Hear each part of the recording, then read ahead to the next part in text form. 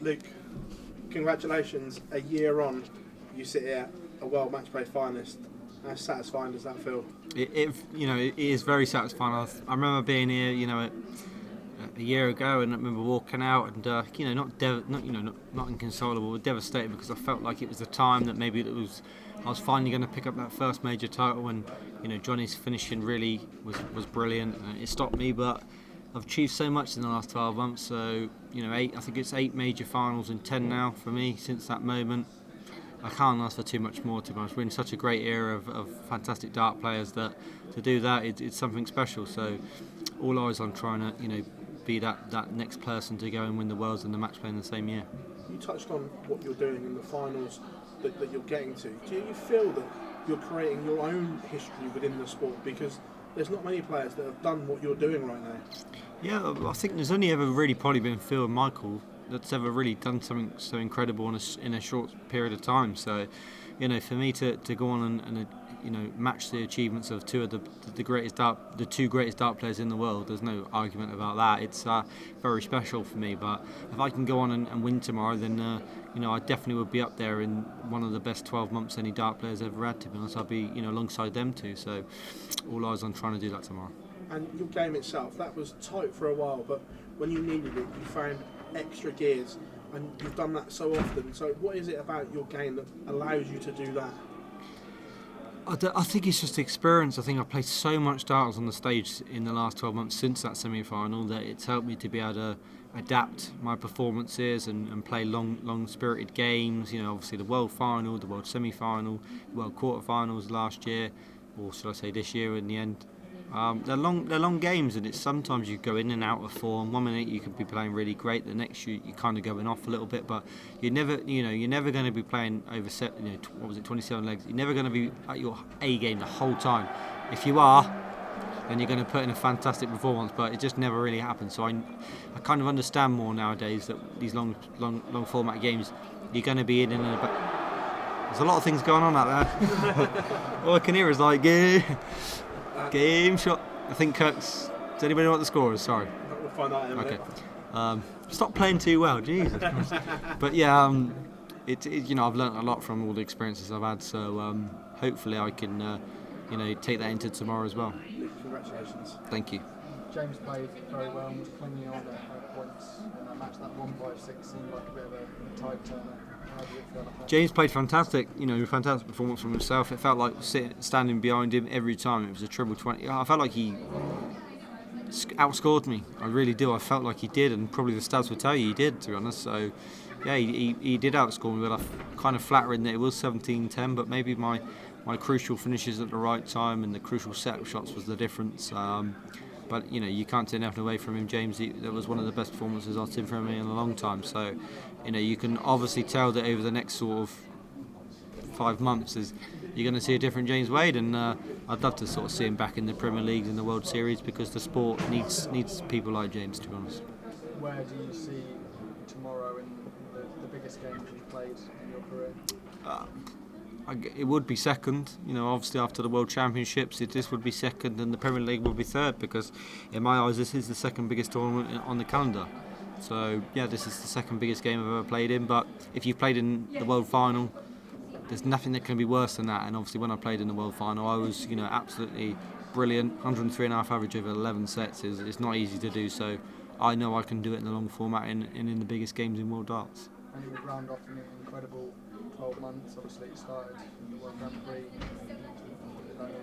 10 months ago now. What a year that would be. It would round off one of the greatest years of my life, but not just mine, but any dart player's career, to be honest. I think 5 major tournament wins with a world final, with the Worlds and the World Cup win. There's not many people that's done that, to be honest. Let's be honest. I put myself up in history, but like I've always said, I always want to try and create a legacy. When I'm finished and done in this game, I want to try and be one of the top 3, 4, 5 biggest major winners in the sport. But these sort of big wins will help me with that. Thank you. Luke, one of the expressions that seems to be used so much in your games is Luke's turned on the afterburners, and like you alluded to just earlier there, that seems to be a feature of you knowing the right time to make that run. But that comes down to mental strength, that timing. And one thing that's been a thread through your career is your mental strength has gained all the way along. Do you feel like now you're in such a good place to deal with all these different moments? Yeah, I think the experiences over the last 10 months have just helped me. They've made me a stronger person mentally and physically, and I just know how to deal with these long format games. I think when you're up there, you just know you're not going to be at your best for the whole period of the game. You're going to have peaks and troughs. You just have to accept that when you're in them troughs, try to limit the damage.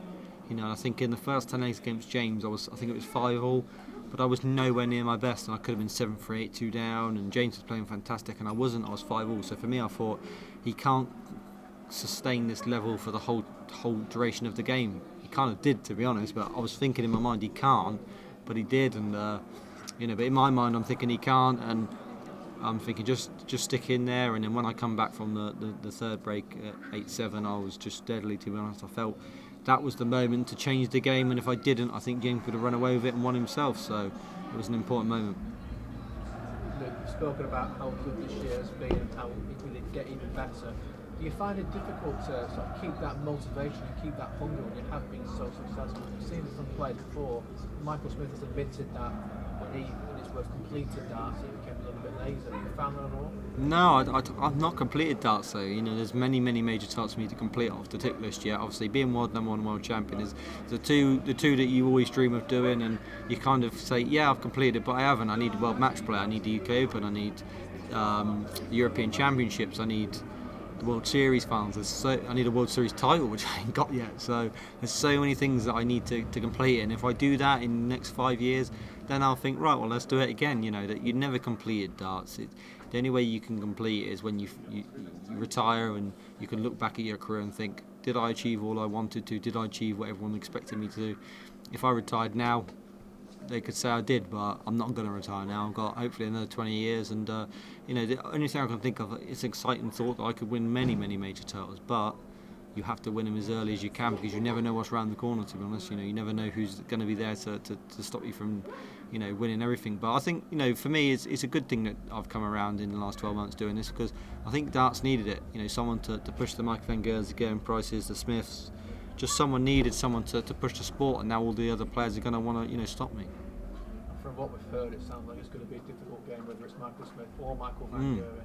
If it was to be Michael van Gerwen, you've beaten him the last 7 times in a row. Do you think that's going to be on his mind, or even on his mind now, thinking, if I get through this, I've got Luke Humphries, who we just can't beat at the moment? I don't think it will be, to be honest. I think if you're playing a massive game like this in the World Matchplay final, he will probably look at it as, I've won this 3 times, I haven't won this, so he'll think I've got the experience. But it doesn't matter to me how many times he's won it. To be honest, I think it won't change anything for me. I'll still go up in that game feeling very confident. But it's only going to help my confidence more than it will Michael. To know that I've beaten him the last 7 times. It's and a great achievement for someone so fantastic at this game. But I don't think it will matter for anything tomorrow. We'll both walk up onto that stage, and it won't be remembered. He won't think about that when he walks up there, and I won't think about it either.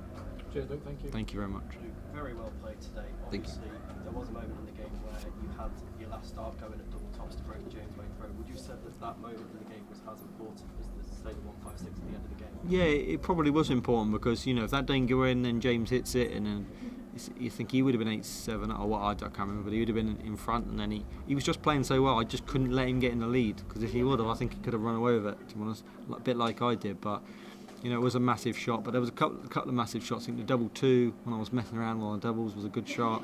The 156, that timing of the 10-11 dart. There was so many moments in the game where I just restricted him from being able to get in front of me, and that was the key to winning that game. And you mentioned after the Dimitri van der Berg game, obviously you had your family here to support you. Does it feel extra special that they were there to support and witness you win? Yeah, I mean, of course, my family are just over there right now. It's lovely to have them here, and they don't affect my performances. I mean, my dad's going to be coming. He's never missed me win a major, and he won't want to miss tomorrow if I go and win. So my brother's coming, and everyone's coming up tomorrow. So it's a long journey from Newbury. They're all going to be here, and if I win, then they won't want to miss it. If I lose, then they're there to pick me up. But yeah, it's really good to have them. Obviously, school was the reason why they couldn't be here through the week, but now they're here, and one more game, and we go again. Congratulations. Thank you very much. Congrats again, Luke. Thank you. Van Gerwen earlier this week mentioned that you and him had been rolling back the years and playing a bit of Call of Duty to get yourselves to sleep. If it is Van Gerwen who makes the final tomorrow, do you think you'll have time tonight?